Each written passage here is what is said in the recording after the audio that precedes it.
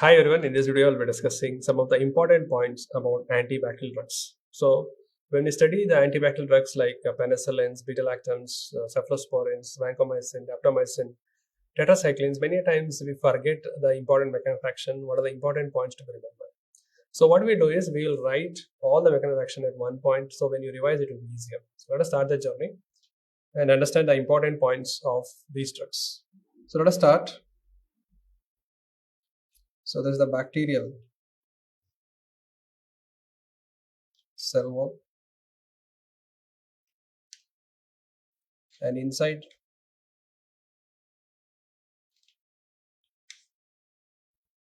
this is the cell membrane.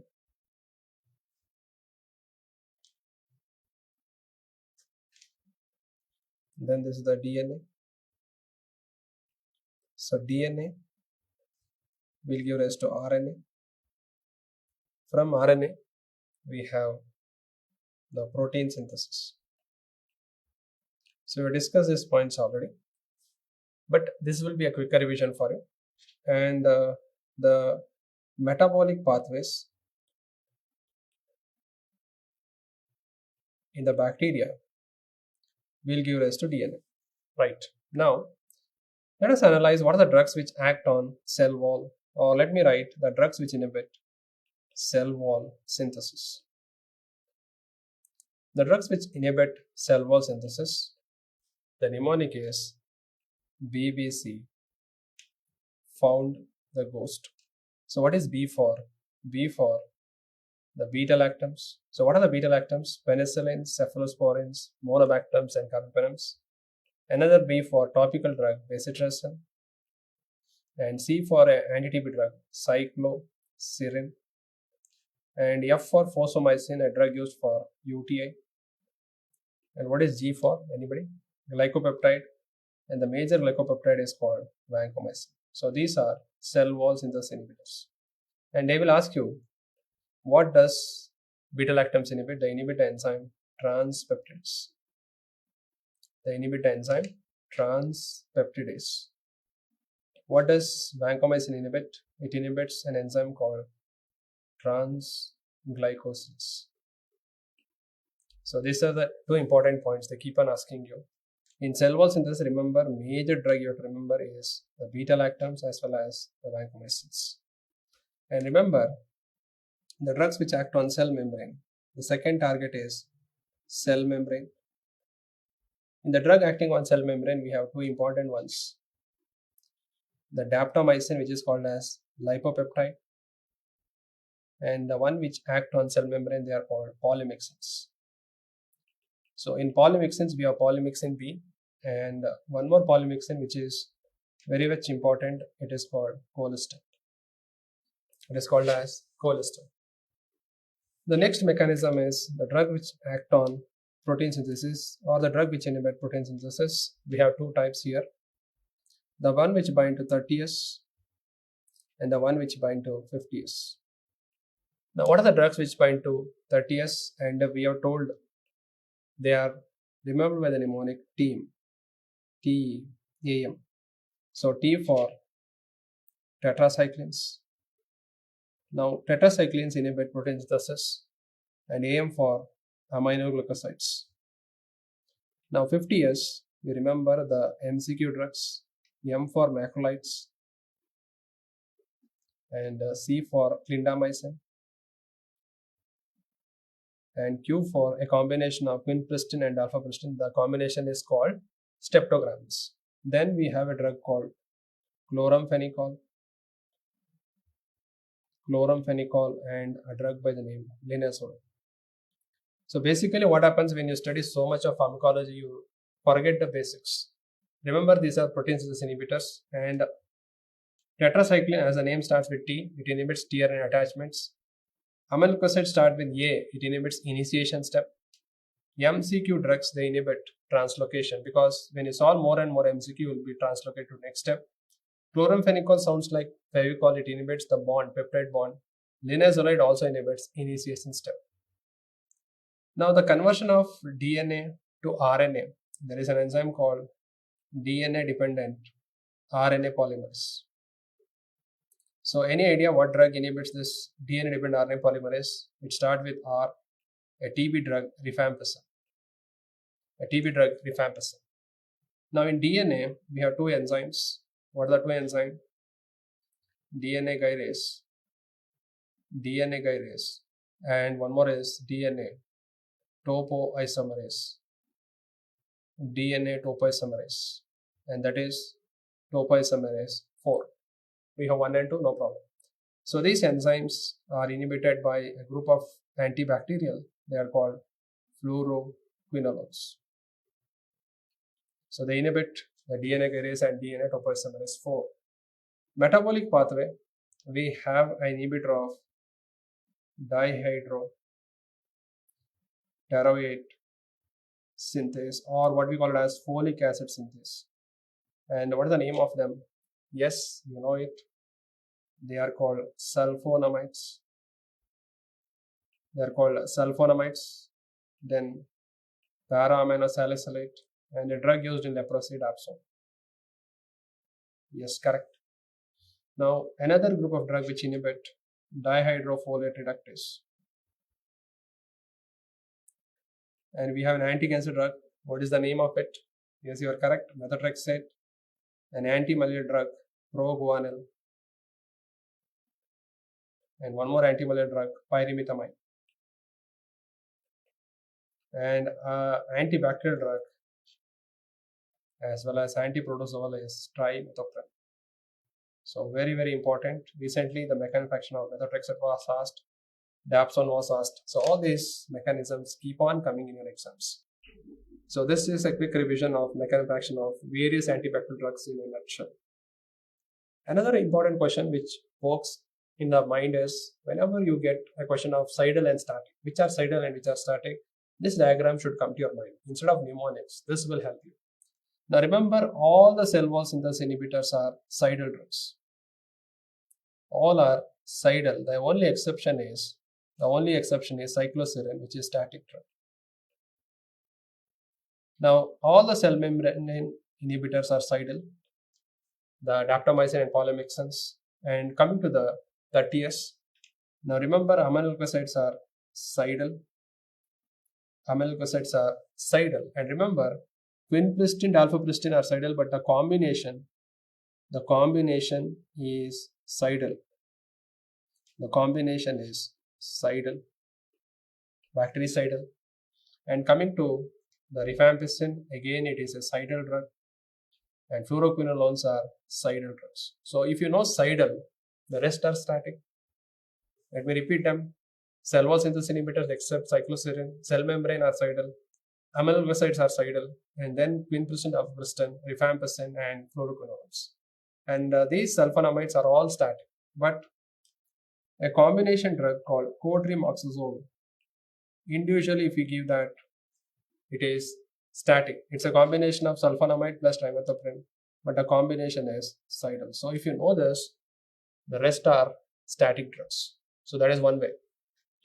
Another thing they will ask you in the exam with this same diagram, I want to tell you, what drugs are eliminated in bile and safe in renal failure? What drugs are eliminated in bile? So let me take the same diagram, otherwise it will be crowded here. Let me take the same diagram here. The cell wall,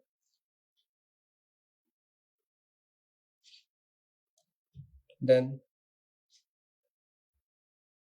the cell membrane here. Okay, the cell membrane, then the DNA, RNA, then protein. In protein, 30S, 50S. Now coming to the cell wall. So cell wall synthesis inhibitors, we have so many drugs in that which are safer. In beta-lactam, penicillins. So which penicillins are safer? And right, they are nafcillin. So nafcillin is safer. And you remember a drug called oxacillin. So oxacillin. If you know oxacillin, for that you add Cl, it becomes cloxacillin. If you add di, it becomes dicloxin. So very easy to remember. So oxacillin, cloxacillin, dicloxacillin, they are safer in renal failure. So what are we discussing? Let me write here again. These drugs undergo bile elimination, and these are safe in renal failure. Or they can ask you where you don't require dose reduction renal failure. Why this question comes in your exam? The reason is simple. When we admit a patient in ICU, there is a chance of sepsis. He may have renal shutdown. The kidneys are not working. Then you have to give antibiotic. If you give the antibiotic which go in the kidneys, the risk of toxicity increases. So we have to give a drug which goes in bile, and that's why these questions come. Among penicillin, ampicillin, oxacillin, cloxacillin, dicloxacillin, usually this penicillin question will not come because these drugs are not used commonly nowadays. So in cephalosporins, the question comes, remember any cephalosporin ending with 1, they are safe. Can you tell me those? Yes, you're right. The example is ceftriaxone. One more is cefoperazole. These are safe in renal failure. So this is about cell wall. Only 2 drugs in that, penicillins. If you don't want penicillin, at least remember the cephalosporins. Sir, what about cell membrane? So they are not safe. So you have to reduce the dose. Now coming to 30S. In the 30S, we have a drug, tetracyclines. So in tetracyclines, which are safer? The safer ones are doxy and minocycline. No, minocycline is not safer. Then what is that drug? The drug which is safer, derivative of minocycline, is tigecycline. So among tetracycline group, there are 2 drugs which are safer, doxycycline and tigecycline. What about amylglycoside? No, they are not safer. Now coming to the 50S, coming to the M, macrolide, mainly the azithro and erythro are safer. C, Clinda is safer. And what about quin plus dalfapristin? All the MCQ are safer. In M, azithro and erythro are safer. Sir, what about chloramphenicol? Yes, that is also safer. Chloramphenicol is also safer. So I am writing what are safer here. And then linezolid is also safer. Very, very important. So if you see that most of the binding to 50S are safer. So you can keep that in your mind. 50S are safer. 30S, tetracycline, only 2 are safer, doxy and tigecycline. Linezolid and one more drug similar to that is tedizolid. So repeatedly this keep on coming in the exam, MCQ, whether they are safer or not. So once we are done with that, what about the drug rifampicin? Rifampicin is also safer, no need to worry. Then what about fluoroquinolones? Fluoroquinolones, remember there are 3 drugs which are eliminated in bile. The name is PMT. P stands for p-floxacin and moxifloxacin and trovafloxacin. So they end with floxacin. So when I am telling rifampicin, let me also add one more. What are the other anti-TB drugs safe in renal failure? Rifampicin and one more is INH. These are safer in renal failure. Sir, what about sulfonamides? No. So only these drugs are being asked in the exams. So if you know the diagram, you can come back and answer this question. So remember this diagram: cell wall, penicillins, nafacillin, oxacillin, if you know all these things. Cephalosporins, anything ending with 1. Cell membrane, no. Protein synthesis inhibitor, 30S, tetracyclines, in that only 2 drugs, doxy and tigecycline. 50S all MCQ, then your chloramphenicol and linezolid prednisone. Rifampicin, INH. INH mechanism is not the RNA synthesis inhibition, it is mainly the cell wall synthesis inhibitor. We will discuss that in TB. So that is also safe in renal failure. And in fluoroquinolones, PMT drugs, p-floxacin, moxifloxacin, trovafloxacin. These are the questions which keep on coming in your exams. So these are the questions which are eliminated bile and safe in renal failure. So since they are eliminated in bile, can we give in liver disease? No. So these drugs should be reduce the dose in liver disease because they are going in bile. Okay, that can be changed. The next question is, what drugs are effective on gram-positive only? So they can ask you on this, which are active on gram-negative only. So based on this concept, they can ask you the questions. The drugs acting on gram-positive mainly are the glycopeptides. For example, vancomycin, or any drug ending with vancin, talavancin, dalbavancin, oritavancin, or a drug called teicoplanin. These are safer. Not safer, they are effective for gram positive only. They don't work on gram negative. Then the drugs called linezolid and tedizolid. And then the drug lipopeptide daptomycin, they are effective on gram positive. Gram negative, it is polymyxins like polymyxin B and colistin. And one more, in gram negative only, what is the drug name? Yes, Theranam, aztreonam. So monobactam, which has effect on gram negative only. That is the point. Now the next important aspect they will ask you is certain infections they will ask you, and they will ask you ineffective in that condition. So let me draw the ineffective antimicrobials.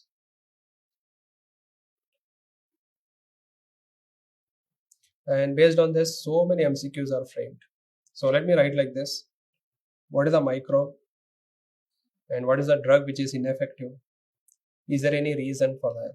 So let us analyze like this. The microbe what we are going to discuss now is Pseudomonas. Majority of the question banks, they will ask you, will vancomycin work on Pseudomonas? Now what is the reason? Just now you wrote vancomycin is effective on gram positive only. It will not kill because Pseudomonas is a gram negative bacteria and vancomycin will not work. So the reason is the vancomycin acts on gram positive only. No gram negative action. So that is the reason for Pseudomonas. Why vancomycin is not working on Pseudomonas? The reason is vancomycin works on gram positive only. The second is a bacteria called Burkholderia cepacia. For this, the aminoglycosides will not work. One more is polymyxins will not work. So the reason for that is intrinsic resistance. So intrinsic means naturally they are resistant for that. It is not acquired. Naturally they are not going to work on that. So B. cepacia, the aminoglycosides and polymyxins are not going to work. Then we have the important one they will ask you is anaerobes. Now anaerobes, the drugs which will not work is aminoglycoside. Why? That is the most frequently asked question in exam, aminoglycoside, because aminoglycoside require oxygen for transport. So if we give aminoglycoside, it has to go inside the bacteria. That requires oxygen. So anaerobes lack that, and they aminoglycosides will not kill the anaerobes. Then mycoplasma.